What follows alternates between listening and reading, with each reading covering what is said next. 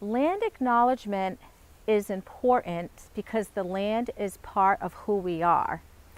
My ancestors were placed on this land by the Creator Himself as the stewards of this land, and they cared for this land and they worked this land with respect and with consideration for future generations. The stories of my ancestors speak to me through the land, and my spirit is grounded when I walk on the same soil that my ancestors walked on. So when you acknowledge the land, you acknowledge me. You acknowledge that I exist. Society has ignored our people.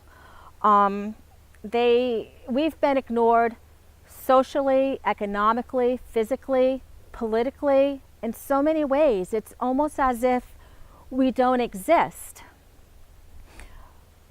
But when you acknowledge the land and you acknowledge that I exist, now we can have conversation.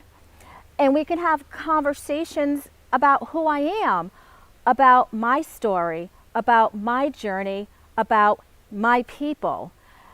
And I can tell you who I am instead of you telling me who you think I am. So when these conversations happen, it begins to roll back colonization. It begins to unveil the truth. And so these conversations are very important. And so a land statement in and of itself is no better than a broken treaty if we don't have these conversations. They're just words on a paper.